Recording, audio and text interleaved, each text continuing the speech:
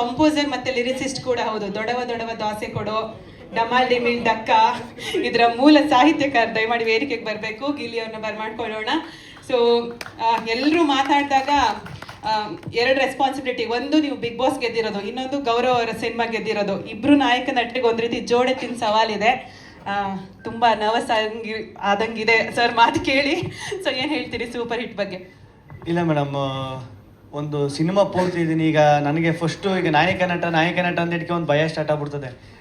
ನಾಯಕ ನಟ ಅಂತ ಹಿಂದೆ ಹೇಳೋದಕ್ಕೆ ನಾಯಕ ನಟ ಅನ್ನೋದಕ್ಕಿಂತ ಒಂದು ಪ್ರಮುಖ ಪಾತ್ರ ಮಾಡಿದ್ದೀನಿ. ಈಗ ಸಿನಿಮಾದಲ್ಲಿ ಈಗ ಇಲ್ಲಿ ಎಷ್ಟು ಜನ ಅವರೇ ಈ ಫ್ರೇಮಲ್ಲಿ ಎಲ್ಲರೂ ಒಂದು ರೀತಿ ನಾಯಕ ನಟರು. ಎಲ್ಲರೂ ಈಗ ಸಾಧು ಸರ್ ಹೇಳಿದ್ರಲ್ಲ 3 ದಿನ ಮಾಡಿದ್ರು ಸಿನಿಮಾ ಪೂರ್ತಿ ಇದ್ದೀನಿ ಅಂತ, ಹಂಗೆ ಎಲ್ಲರೂ ಸಿನಿಮಾ ಇದು ಟ್ರಾವೆಲಿಂಗ್ ಕತೆ ಆಗಿರೋದ್ರಿಂದ ಟ್ರಾವೆಲಿಂಗ್ ಸಬ್ಜೆಕ್ಟ್ ಆಗಿರೋದ್ರಿಂದ ಎಲ್ಲ ಟ್ರಾವೆಲ್ ಆಯ್ತೀವಿ ಈ ಕಥೆಲಿ.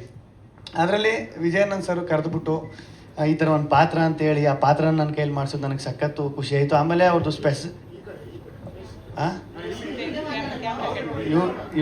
ಇಲ್ಲಿ ನೋಡ್ಬೇಕಲ್ಲ, ಸಖತ್ ಖುಷಿ ಆಯಿತು. ಆಮೇಲೆ ವಿಜಯಾನಂದ್ ಸರ್ದು ಒಂದು ಸ್ಪೆಷಾಲಿಟಿ ಏನಂದರೆ ಡೈಲಾಗ್ಸು, ಅದು ಸ್ಪಾಟಲ್ಲೇ ಹಿಂಗೆ ಬೇಡ ಹಿಂಗೆ ಅಂತ ಹಂಗೆ ಚೇಂಜ್ ಮಾಡಿ ಅದು ಪಂಚ್ ಆಗೋ ಥರ, ಸುಮ್ಮನೆ ಡೈಲಾಗ್ ಬರಲ್ಲ, ಪಂಚ್ ಆಗೋ ಥರ ಡೈಲಾಗು ಅದನ್ನ ಸ್ಪಾಟಲ್ಲೇ ಹೇಳಿ ಇಂಪ್ರೂವೈಸೇಷನ್ ಮಾಡೋದು ತುಂಬ ಕಷ್ಟ. ಅದನ್ನು ವಿಜಯಾನಂದ್ ಸರ್ ಮಾಡ್ತಾರೆ, ಸಖತ್ ಖುಷಿ ಆಯಿತು. ನಮ್ಮ ಗೌರವ್ ಬ್ರೋ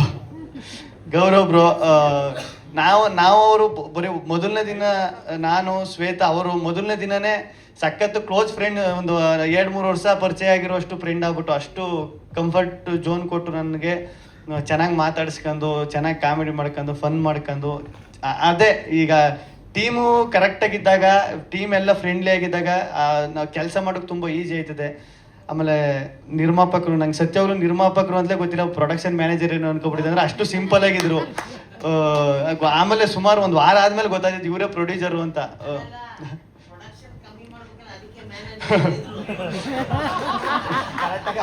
ಅವ್ರು ಎಷ್ಟು ಸಿಂಪಲ್ ಅಂದರೆ ಟಿಟಿಲ್ ಬಂದು ಇಳಿತವ್ರೆ, ಟಿಟಿಲ್ ಬಂದು ಪ್ರೊಡ್ಯೂಸರ್ ಅಂತಾರೆ, ಇಲ್ಲ ಸರ್ ಅದು ಅರ್ಜೆಂಟು ಅದಕ್ಕೆ ಬಂದ್ಬಿಟ್ಟೆ, ಕಾರ್ ಹಿಂದೆ ಬತ್ತೈತೆ ಸರ್ ಅಂತ. ಅಷ್ಟು ಸಿಂಪಲ್ಲು, ಸಖತ್ ಖುಷಿ ಆಯಿತು. ಆಮೇಲೆ ಸಾಧು ಸರು ನಿಜವಾಗ್ಲೂ ಈಗ ಅವರು ಈಗ ಹೇಳ್ತಾರಲ್ಲ, ಅವರು ಅನುಭವ ಒಂದಷ್ಟು ಹೇಳ್ತಾರೆ. ಇಲ್ಲ ಕಣೋ, ನೀವೆಲ್ಲ ಹುಡುಗರು, ನೀವು ನೆಕ್ಸ್ಟ್ ಡಿಸಿಷನ್ ತಗೋಬೇಕಾದ್ರೆ ಕರೆಕ್ಟಾಗಿರಬೇಕು, ಸಿನಿಮಾ ಫೀಲ್ಡು ನಿಮ್ಮ ಹೆಜ್ಜೆ ಕರೆಕ್ಟಾಗಿರಬೇಕು ಅಂತ ಅವ್ರ ಅನುಭವಗಳು. ಆಮೇಲೆ ಅವ್ರದ್ದೊಂದು ಸಖತ್ ಇಷ್ಟ ಆಗೋದು, ಅವರು ಹೋಗಿರೋ ದೇಶ, ಸುತ್ತಿರೋ ದೇಶ, ಈ ದೇಶಕ್ಕೆ ಹೋಗ್ರಿ, ಇಲ್ಲಿ ಇದು ಸ್ಪೆಷಲ್ಲು, ಈ ಜಾಗಕ್ಕೆ ಹೋಗ್ರಿ, ಸುತ್ತಬೇಕು ದೇಶನ, ಏನಾಯ್ತ ಜೀವನದಲ್ಲಿ ಸುತ್ತಬೇಕು, ತಿರುಗಾಡಬೇಕು, ಅದೆಲ್ವ ಲೈಫು ಅಂತೆಲ್ಲ ಅವರು ಹೇಳೋದು. ಫ್ರೀ ಆಗಿದ್ದಾಗೆಲ್ಲನೂ ಒಂದು ಅಷ್ಟು ಇನ್ಪುಟ್ಸ್ ಕೊಡೋರು, ಹಿಂಗಿರಬೇಕು, ಹಿಂಗೆ ಮಾಡಬೇಕು ಅಂತ. ಅದೆಲ್ಲ ಸಖತ್ ಹೆಲ್ಪ್ ಆಯಿತು ನನಗೂ. ಅಲ್ಲಿ ಸಖತ್ ಒಂದು ಒಳ್ಳೆ ಸಿನಿಮಾದಲ್ಲಿ ಕೆಲಸ ಮಾಡಿದ್ದೀನಿ, ಒಂದು ಒಳ್ಳೆ ಟೀಮ್ ಜೊತೆ ಕೆಲಸ ಮಾಡೋನಿ ಅಂತ ನನಗೂ ಸಖತ್ ಖುಷಿ ಐತೆ. ನಿಮ್ಮ ಪಾತ್ರದ ಬಗ್ಗೆ ಹೇಳಿ. ಮುನ್ನಾಬಾಯಿ ನನ್ನ ಪಾತ್ರ ಬಂದು ಅದೇ ಡೈರೆಕ್ಟ್ರು ಮುಂಚೆನೇ ಇಲ್ಲಿ ಕರೆದುಬಿಟ್ಟು ಹೇಳಿದ್ರೆ ಕತೆ ಎಲ್ಲೂ ಬಿಟ್ಕೊಡ್ಬಾರ್ದು ಅಂತ. ನನ್ನ ಪಾತ್ರ ಚೆನ್ನಾಗೈತೆ, ಅದೊಂದು ಮಾತ್ರ ಹೇಳ್ಬಲ್ಲೆ. ಆಮೇಲೆ ಇಲ್ಲಿ ಕಾರೆಲ್ಲ ಆ ಕಾರ್ ಐತಲ್ಲ, ಅದು ಮಾತ್ರ ಸಖತ್ ರೋದನೆ ಕೊಟ್ಬಿಟ್ಟೈತೆ ನಮಗೆ. ನಾನು ಸ್ಟಾರ್ಟಿಂಗ್ ಹೋದಾಗ ಯಾವುದೋ ಲ್ಯಾಂಬೋರ್ಗಿನಿ ಕಾರ್ ತಂದು ಇಳಿಸ್ಬಿಟ್ಟವ್ರೆ, ಏನು ಗುರು ಇದು ಅಂತ ನಾನು. ಆಮೇಲೆ ಎಲ್ಲ ಟಿಂಕ್ರಿಂಗು ಪೇಂಟಿಂಗ್ ಮಾಡಿಸ್ಕೊಂಬಂದು ಆಲ್ಟರ್ನೇಟ್ ಮಾಡಿಸ್ಕೊಂಬಂದವ್ರೆ ಎಲ್ಲ ಗಾಡಿಗೆ. ಅದು ಮಧ್ಯದಲ್ಲಿ ನಿಂತೋಗ್ಬಿಡ್ತದೆ. ನನಗೆ ಸದ್ಯ ನಂದು ಒಂದು ಪ್ಲಸ್ ಏನಪ್ಪ ಅಂದ್ರೆ, ನನಗೆ ಗೇರ್ ಗಾಡಿ ಓಡಿಸೋಕೆ ಬರೋಲ್ಲ, ನಾನು ಓಡಿಸೋದಿದ್ದದ್ದು. ಆಮೇಲೆ ಪಾಪ ಗೌರವ್ ಅವರು ಆ ಕಾರ್ನ ಎಷ್ಟು ಅವರು ತಗೊಂಡೋದ್ರು ಅಂದ್ರೆ, ಮಳೆ ಅದು ಓಪನ್ ಕಾರು, ಮಳೆ ಸ್ಟಾರ್ಟ್ ಆಗ್ಬಿಟ್ರೆ ಮಳೆ ಎಲ್ಲ ಸುರಿತಾ ಇರ್ತದೆ.